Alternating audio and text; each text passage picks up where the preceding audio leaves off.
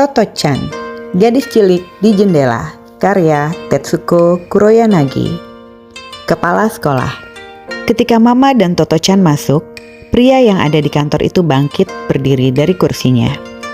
Rambutnya tipis, beberapa giginya sudah tanggal, tapi wajahnya terlihat segar.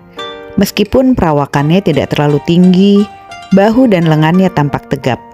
Ia mengenakan setelan jas hitam yang bersih dan rapi meskipun sudah tampak tua.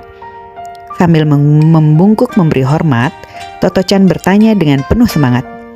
"Bapak ini apa? Kepala sekolah atau kepala stasiun?" Mama merasa malu, tapi sebelum sempat menjelaskan, pria itu tertawa dan menjawab, "Aku kepala sekolah di sekolah ini." Toto-chan senang. "Oh, aku senang sekali," katanya. "Karena aku ingin minta bantuan Bapak. Aku ingin bersekolah di sini." Kepala sekolah menyuruh Toto-chan duduk lalu berpaling pada Mama. "Anda boleh pulang sekarang. Saya ingin bicara dengan Toto-chan." Sesaat Toto-chan merasa tidak enak, tapi entah mengapa ia merasa akan cocok dengan pria itu.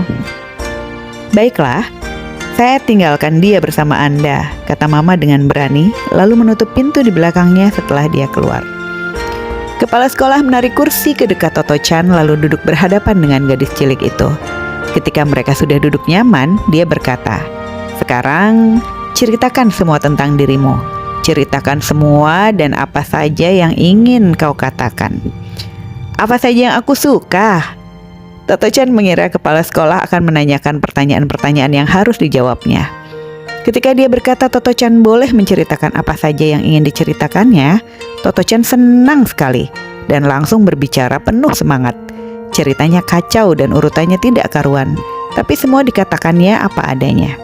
Dia bercerita kepada kepala sekolah tentang betapa cepatnya kereta yang mereka tumpangi, tentang bagaimana dia minta diperbolehkan menyimpan satu karcis kereta kepada petugas pengumpul karcis, tapi tidak diizinkan, tentang sarang burung walet, tentang Rocky, anjing yang berbulu coklat dan bisa melakukan berbagai keterampilan, tentang bagaimana dia suka memasukkan gunting ke dalam mulutnya waktu di taman kanak-kanak dan gurunya melarangnya karena lidahnya bisa tergunting, tapi dia tetap saja melakukannya, tentang bagaimana dia membersit hidung karena Mama memarahinya kalau hidungnya meler, tentang Papa yang sangat pandai berenang dan menyelam. Dia terus berbicara tanpa henti. Kepala sekolah mendengarkan, tertawa, mengangguk, dan berkata, "Lalu?"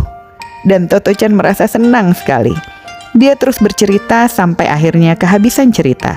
Toto-chan duduk dengan mulut terkatup sambil berpikir keras mencari bahan cerita. "Tak ada lagi yang ingin kau ceritakan?" tanya kepala sekolah. "Sayang benar kalau berhenti cerita sekarang," pikir Toto-chan. "Ini kesempatan yang bagus sekali. Tak ada lagi kah yang bisa diceritakannya?" Dia berpikir-pikir, kemudian dia mendapat ide. Dia bisa cerita tentang gaun yang dikenakannya hari itu. Hampir semua bajunya buatan Mama, tapi yang ini beli di toko. Setiap pulang sekolah di sore hari, pakaiannya selalu robek. Ada yang robeknya parah. Mama tak pernah tahu kenapa bisa begitu. Bahkan celana dalamnya yang terbuat dari kain katun putih juga robek-robek. Toto-chan menjelaskan kepada kepala sekolah bahwa pakaiannya robek-robek karena dia suka menyeberangi kebun orang dengan menyusup di bawah pagar halaman atau merayap di bawah kawat berduri yang memagari tanah-tanah kosong. Karena itu katanya, tadi pagi ketika hendak berpakaian sebelum berangkat ke sini, baru ketahuan bahwa ternyata semua gaun buatan Mama robek. Jadi dia harus mengenakan rok yang dibeli Mama. Rok itu bermotif kotak-kotak kecil, merah abu-abu, terbuat dari kain jersey. Baju yang lumayan bagus, tapi menurut Mama sulaman bunga-bunga merah di kerahnya jelek sekali. "Mama gak suka kerah ini," kata Toto-chan sambil menunjukkan kerahnya kepada kepala sekolah. Setelah itu Toto-chan benar-benar kehabisan cerita. Dia berpikir keras, tapi tak bisa menemukan bahan cerita lain. Hal ini membuatnya merasa agak sedih. Untungnya tepat ketika itu kepala sekolah berdiri lalu meletakkan tangannya yang besar dan hangat di kepala Toto-chan sambil berkata, "Nah, sekarang kau murid sekolah ini." Itulah kata-kata yang diucapkannya. Pada saat itu Toto-chan merasa dia telah bertemu dengan orang yang benar-benar disukainya. Belum pernah ada orang yang mau mendengarkan dia selama berjam-jam seperti kepala sekolah.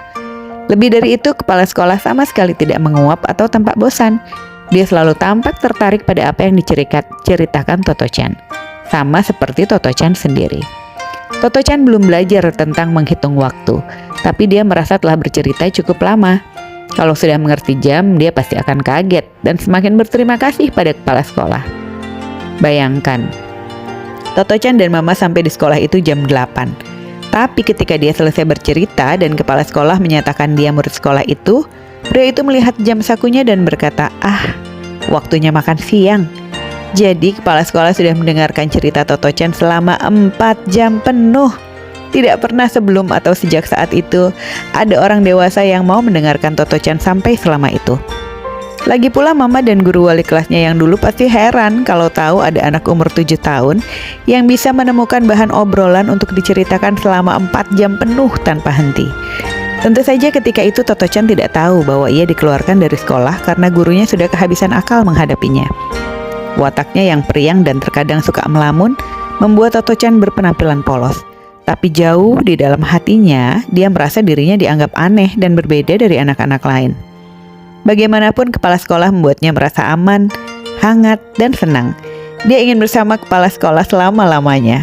Begitulah perasaan Toto-chan terhadap kepala sekolah Sosaku Kobayashi pada hari pertama di sekolah itu. Dan untungnya begitu pula perasaan kepala sekolah terhadapnya.